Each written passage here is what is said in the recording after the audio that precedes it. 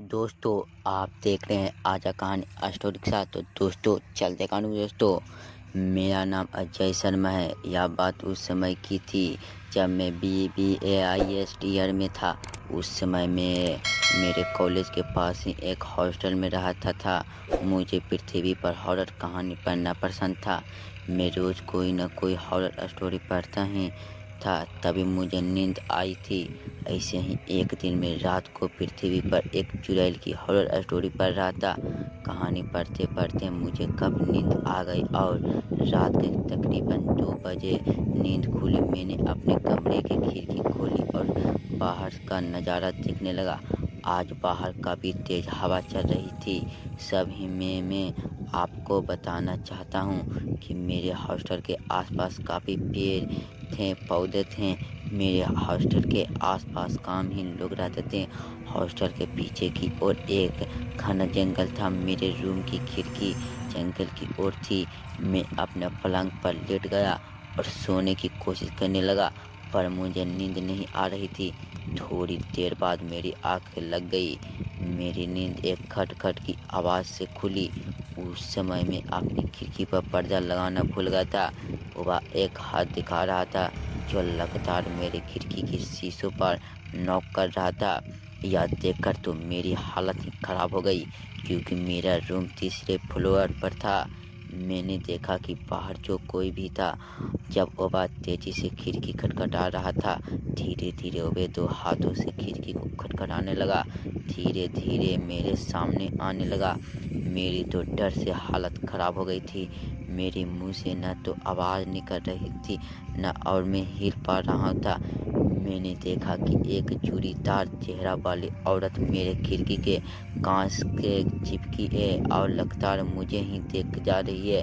वह औरत मेरी खिड़की को खोलना चाहती थी, पर खिड़की अंदर से बंद थी।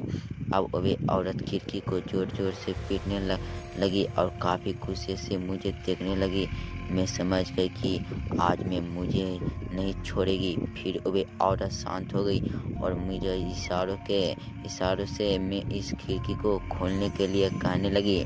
पर मेरी हालत तो ऐसी थी कि मानो मुझे काटो तो को खून नहीं है।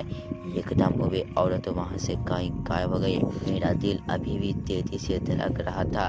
तभी मेरी खिड़की पर तेजी से नॉक हुई। वह औरत फिर से आ गई, पर मैंने अपनी हिम्मत जुटाई और तेजी से खिड़की के पर्दा को बंद कर दिया। मैं जोर जोर से चिल्लाने लगा। शोर सुनकर मेरे दोस्त और हॉस्टल का रखवाला वहां पर आ गया। सभी मेरे हालत देखकर हैरान थे कि आखिर इसे क्या हो गया। मैंने सबको उस औरत की बात बताई। तभी मेरे एक दोस्त ने खिड़की का पर्दा खोला, पर बाहर कोई नहीं था। तभी को लगा कि मैंने कोई सामान देखा है, पर हकीकत कुछ और थी। मेरे चौकीदार रात को मेरे साथ ही सोया था, क्योंकि आप अकेले में सो नहीं सकता हूँ। उस हॉस्टल के रखवाले ने मुझे कहा कि भैया जी, आपने उसकी आंखों में तो नहीं देखना। मैंने कहा, किसकी आंखों में? उसी चुड़ैल की आंखों में, उसने कहा। पर तुमको कैसे पता, और उसकी आंखों में देखने से क्या होता है? मैंने पूछा।